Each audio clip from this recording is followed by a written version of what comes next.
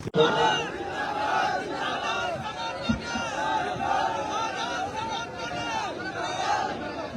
बहुत धन्यवाद सम्मानित प्रदेश अध्यक्ष जी।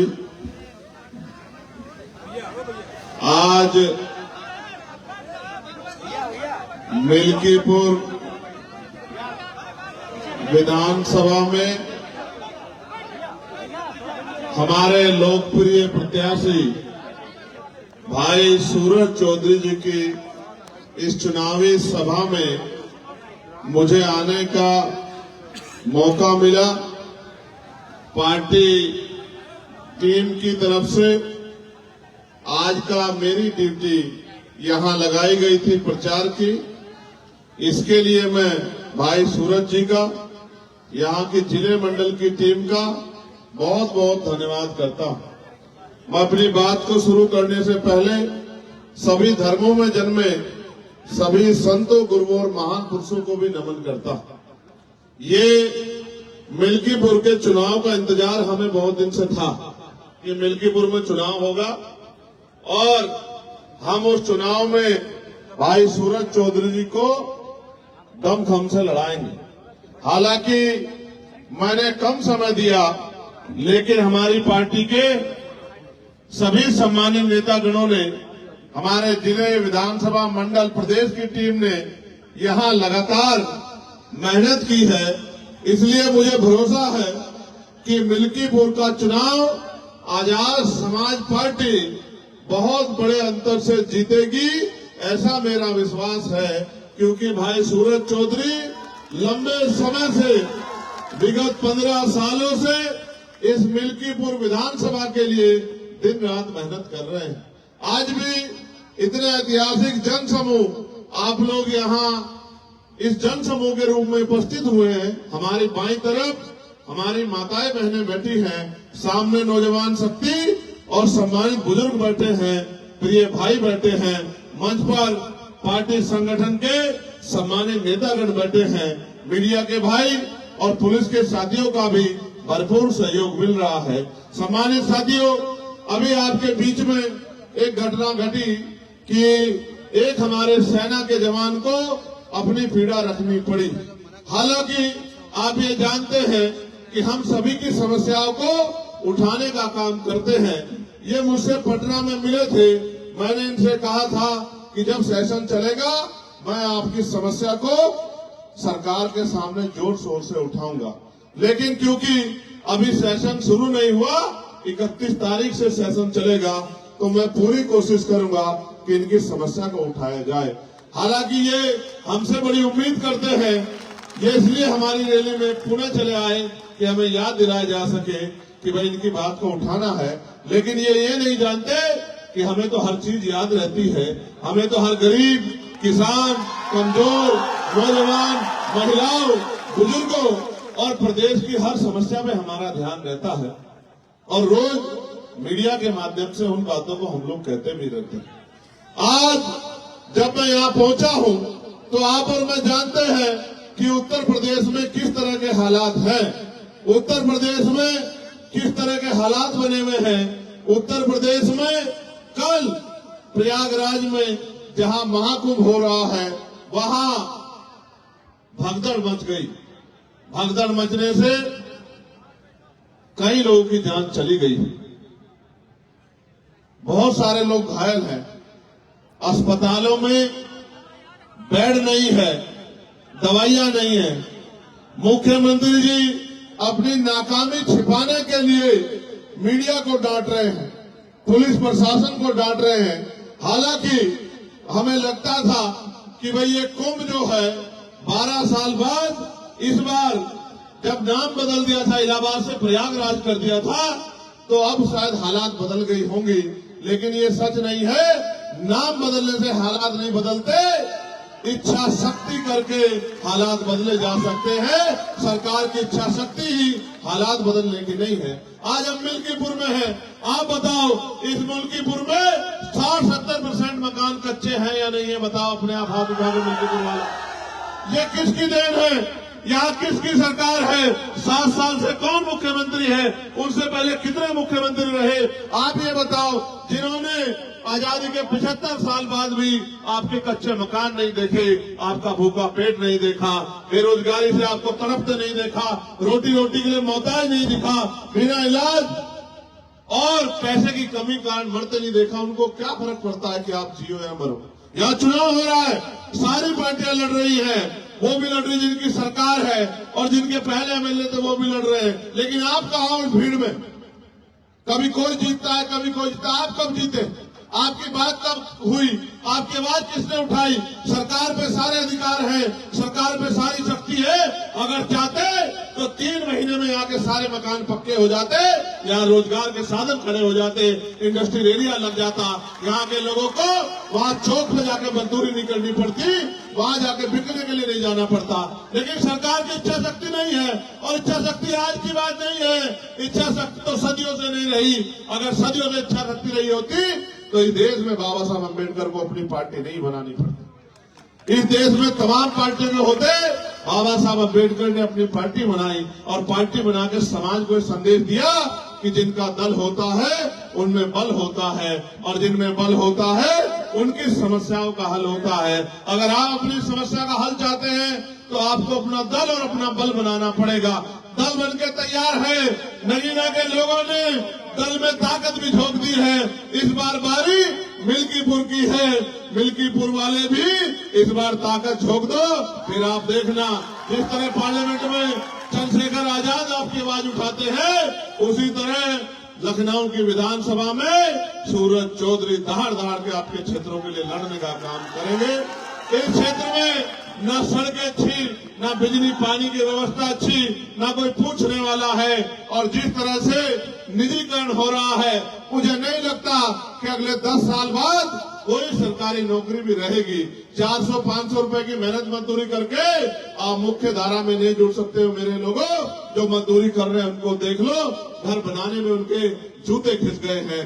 मुख्य धारा में जुड़ने के लिए आपको रोजगार चाहिए, पक्की नौकरी चाहिए, आपको लोन मिलना चाहिए जिससे आप उद्योग धंधे लगा सको, आपको अच्छी शिक्षा मिलनी चाहिए, अच्छा हेल्थ सिस्टम यहाँ बनना चाहिए। लेकिन मैं जानता हूँ ये सरकार समझती है कि अगर हेल्थ सिस्टम अच्छा हुआ तो ये जो प्राइवेट हॉस्पिटल है, यहाँ जो महंगा इलाज हो रहा है, वो इलाज कोई नहीं लेगा। जब सरकारी अस्पताल में अच्छा इलाज आ जाएगा तो लोगों की जेब कैसे काटोगे? एक तो महंगाई का दौर, ऊपर से बड़े प्राइवेट स्कूल, गरीब तो जाता सरकारी स्कूल में जहाँ पढ़ाई के नाम पे खाना पूर्ति है, और अमीर जाता है प्राइवेट स्कूल में जहाँ अच्छी पढ़ाई हो रही है। यानी कि गरीबों के आगे बढ़ने के सारे रास्ते सरकार बंद कर रही है, और आरक्षण की बात रोज करते रहते हैं। क्या करेंगे आरक्षण का जब पक्की नौकरी नहीं होगी? क्या करेंगे आरक्षण का जब सरकारी नौकरी नहीं होगी? आज तो पिछड़े वर्ग के लोग, बहुत बड़ी आबादी यहाँ रहती है, पिछड़े वर्ग के लोग अपने दिल पे हाथ रख के पूछे कि इन सरकारों ने आपको क्या दिया है? जिनकी 52% आबादी थी उनको 52% हिस्सेदारी मिलनी चाहिए थी, 52% आबादी को 12, 14, 15% हिस्सेदारी भी सही तरह नहीं मिल रही, और कोई पूछने वाला नहीं है। पहले पुलिस की भर्ती आती थी, टीचर की भर्ती आती थी, पटवारी सेक्रेटरी की भर्ती आती थी, 4th क्लास की चपरासी की भर्ती आती थी। आज तो अगर कोई आता है तो बस हमारी आहें और हमारा दर्द जो हम एक दूसरे से सुनते हैं, कोई पूछने वाला नहीं है। मैं तो धन्यवाद दूंगा सूरज चौधरी का कि विगत कितने सालों से वो इस क्षेत्र की सेवा कर रहे हैं। हालांकि बड़ी पार्टियों ने उनको नकार दिया, बड़े पैसे वाले साधन वाले लोगों ने उनकी अहमियत को नहीं समझा, लेकिन आजाद समाज पार्टी मेहनत करने वाले लोगों की कदर करती है, लड़ने वाले लोगों की कदर करती है। इसलिए हमने तय किया कि भाई सूरज चौधरी जी को हम लोग मौका देंगे, और सूरज चौधरी जी यहाँ से जीत के अगर जाएंगे तो आपकी आंखों में आंसू नहीं आने देंगे, आपकी आवाज उठाने का काम करेंगे। मैं जो आपसे कह रहा था, जब मैंने इस बार कुंभ पे कुछ बात कही थी तो मेरी बात को इधर उधर किया गया, लेकिन आप तो महामंडलेश्वर बोल रहे हैं कि प्रशासन के निकम्मेपन की वजह से, सरकार के निकम्मेपन की वजह से ये घटनाएं हुई है। आज सरकार के पास उनका जवाब है मैंने तो कहा था बन चंगा तो कटौती में गंगा, यानी कि जिसका मन साफ सुथरा है उसे कहीं जाने की जरूरत नहीं है। लेकिन आप बताओ, आप तो नारा देके बुला रहे थे कि आ जाओ आ जाओ, अमृत वर्षा हो रही है, लेकिन जब ये गरीब अमृत वर्षा में गए तो इनकी जान की रक्षा भी नहीं कर पाए। मैं मीडिया के माध्यम से कहना चाहता हूं, ये हत्याएं हैं और इनकी हत्या का दोषी सरकार है, मुख्यमंत्री है। मुख्यमंत्री को जवाब देना चाहिए कि उनके कुप्रबंधन की वजह से इतने लोगों की जान गई। जो आए तो इस पाप धोने थे, पुण्य कमाने थे, लेकिन वो इस लायक भी नहीं कि अपने बच्चों में चले जाएं। किसी की बच्ची चली गई, किसी की मां चली गई, किसी का बेटा चला गया, और सब लोग मिलके आज गरीबों की लाशों में हंस रहे हैं। इसलिए मैं आपसे कहना चाहता हूं, ये सरकार सबको दे सकती है, लेकिन आपको इज्जत की जिंदगी नहीं दे सकती है। ये सरकार वादे करती है, 2022 में कहा किसानों की आय दुगनी कर देंगे, फिर कहा सिलेंडर 500 का दे देंगे, फिर कहा इतनी नौकरी दे देंगे।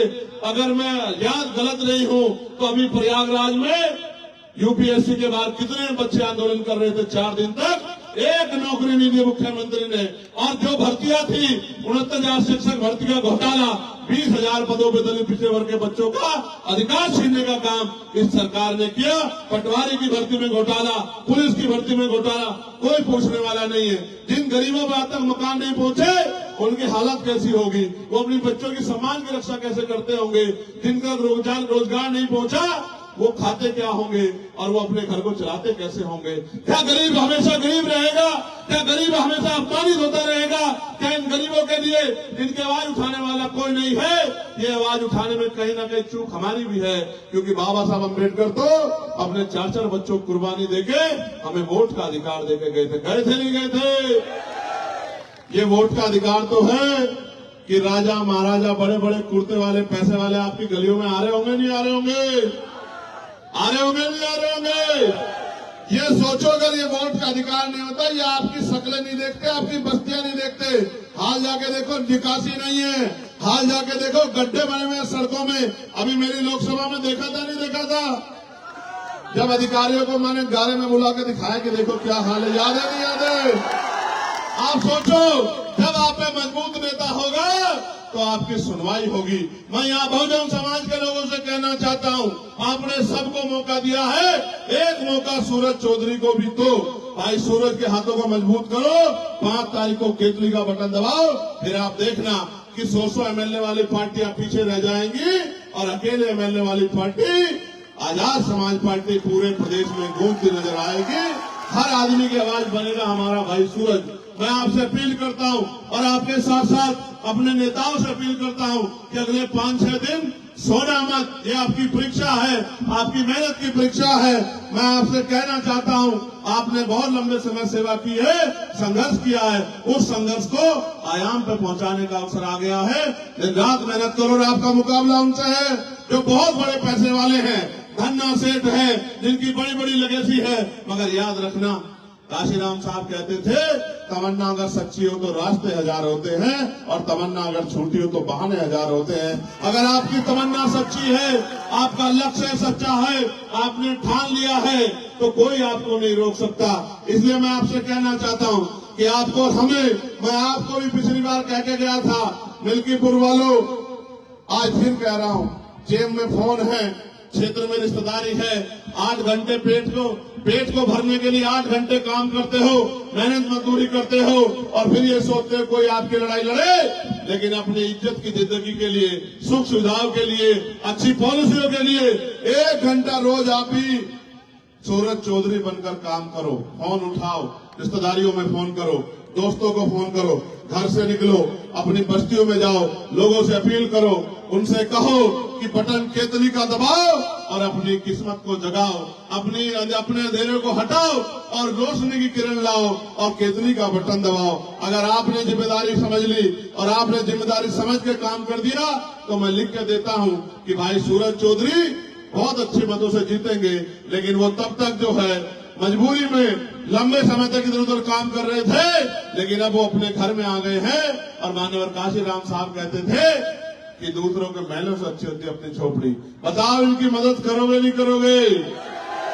बताओ इस उत्तर प्रदेश को इस सरकार से, जिसने सरकार ने गरीबों के हक छीने, उससे मुक्ति दिलाओगे नहीं दिलाओगे?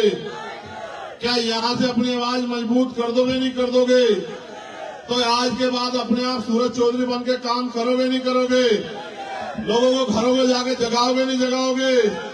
लोगों को अपना निशान बताओगे नहीं बताओगे? इस लड़ाई को आगे बढ़ाओगे नहीं बढ़ाओगे? ये आपके हाथ में है कि अगले 2.5 साल जो उत्तर प्रदेश में 2 साल बचे वो कैसे होंगे, ये आपके हाथ में है। अगर आपने समझदारी दिखाई, आपने जिम्मेदारी दिखाई, आपने अपनी वोट का सही प्रयोग किया और अगले 4-5 दिन सूरज चौधरी बनकर मेहनत कर ली, तो मेरी बात को याद रखना कि टीवी की पट्टी पर चलेगा कि मिल्कीपुर वालों ने इतिहास रच दिया। एक गरीब के बेटे को जैसे नगीना ने सांसद बनाया था, ऐसे ही विधायक बना के असेंबली में भेज दिया। और आप याद रखना, नसीम साहब यहां बैठे, जिस दिन आजाद समाज पार्टी का एमएलए विधानसभा में गूंजेगा, अच्छे अच्छों की नींद हराम हो जाएगी जो गरीबों का अधिकार छीन कर बैठे हैं। मेरी बात को याद रखना, कोई ऐसा नहीं है, चाहे पुलिस के साथी हो, चाहे आर्मी के भाई हो, चाहे अर्धसैनिक बल हो, चाहे होमगार्ड हो, चाहे पीआरडी के जवान हो, चाहे आशा आंगनबाड़ी बहनें हो, चाहे ग्राम सेवक हो, रोजगार सेवक हो, भोजन माता हो, सबकी आवाज को पार्लियामेंट में उठा के उनकी समस्या को हल करवाने का काम हमने पुरजोर कोशिश की है। अगर ये ताकत आपने उत्तर प्रदेश में बना ली तो याद रखना कि फिर आपकी समस्याओं पे कोई जो है चुप नहीं रहेगा, सबको बोलना पड़ेगा। बताओ, जब मैं पार्लियामेंट में गया अकेला नीले पटके वाला था या नहीं था? बताओ। और इस बार कितने नीले पटके वाले देखे आपने? और अब तो गृह मंत्री नीला पटका पहन के घूम रहे हैं और विपक्ष के नेता भी जय बापू जय भीम की बात कर रहे हैं। जिन्होंने जीते जी कभी बाबा साहब अम्बेडकर का सम्मान नहीं किया, उनके रास्ते रोकने का काम किया, वो भी जय बापू जय भीम कह रहे हैं। आप समझो ये क्यों जरूरत पड़ी? क्योंकि अम्बेडकरवादी आपका अपना भाई पार्लियामेंट में चला गया है। ऐसे ही जब ये जाएगा तो इधर का माहौल भी ऐसा हो जाएगा, यहाँ भी नीले पटके वाले आ जाएंगे, यहाँ से भी मानवता की बात होगी, यहाँ भी गरीबों की बात होगी। ये जो टैक्स के आधार पर गरीबों को लूटा जा रहा है, ये टैक्स बंद होगा। और मैं आपको कहना चाहता हूँ, समय दूर नहीं है, 27 भी हमारे सामने है। आप और हमें जुट जाना है इस बात के साथ कि अब हमें उत्तर प्रदेश को किसी के भरोसे नहीं छोड़ना है। उत्तर प्रदेश की जनता को हाथ फैलाने लायक नहीं छोड़ना है, इनका हाथ मजबूत करना है, इनके फैले हुए हाथ को मुट्ठी बना के एकजुट करके रोकना है और इनके हाथ में ताकत देनी है। इनके बच्चों के लिए अच्छे स्कूल, अच्छे कॉलेज, अच्छी यूनिवर्सिटियां, उद्योग धंधे, इंडस्ट्रियल एरिया, अच्छे अस्पताल, डिग्री कॉलेज, पॉलिटेक्निक कॉलेज, और वो सब में पढ़ाई और इलाज मुफ्त होना चाहिए गरीबों का, जिससे मुख्य धारा में आ सके, पक्की नौकरी लोगों को मिले, आरक्षण सही तरह लागू हो। और जो कुशासन, मैं इसको कुशासन इसलिए कहूंगा, आपने देखा होगा गोरखपुर में 2 बच्चों को रात उनके परिवार से चित्तौड़ साहब मेरी बात हुई, वो मां कह रही थी कि सब आगे हैं, कोई मदद नहीं कर सकता, आप आओगे तभी मेरी मदद होगी। उनके 2 बच्चों को जो शौचालय गए थे, उन दोनों को मार दिया। आज 8 दिन हो गए हैं, 8 दिन। अलीगढ़ में जहां बाबा साहब की स्टैचू लगी थी, वहां रात पुलिस ने लाठीचार्ज कर दिया, सैकड़ों लोगों पे मुकदमा हुआ, महिलाओं को पीटा गया। मैं क्या क्या बताऊं आपसे, कभी संभल में मारते हैं, कभी अलीगढ़ में मारते हैं, कभी गोरखपुर में मारते हैं। यहाँ जो भी अपनी बात उठाएगा, चाहे वो दलित हो, वो मुसलमान हो, वो पिछड़ा हो, वो गरीब हो, सामान्य जाति का भी हो, उन सबको लाठियों का शिकार होना पड़ता है। मैं आपसे कह रहा हूं, इस तानाशाही शक्ति को अगर कोई रोक सकता है तो ये नीले झंडे वाले रोक सकते हैं, इनके अलावा कोई नहीं रोक सकता।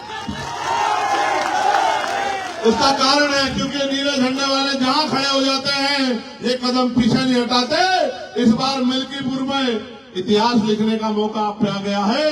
दिन रात एक करके मेहनत कर लो तो याद रखना, दिल खुश हो जाया करेगा जब सूरज चौधरी यहाँ के मुद्दों पे असेंबली में बोला करेगा, आवाज उठाया करेगा, आपके मन में खुशी हुआ करेगी कि हमारा वोट कामयाब हो गया। वरना ये जो शक्ति बाबा साहब ने दी है, जिसको चाहे कुर्सी में बिठा दो, जिसको चाहे पटक दो, इसका कोई फायदा नहीं होने वाला जब आपके बीच के लोग चुन के नहीं जाएंगे, आपके हमदर्द नहीं चुन के जाएंगे। मैं आप सबका यहाँ पहुंचने में बहुत बहुत धन्यवाद करता हूँ।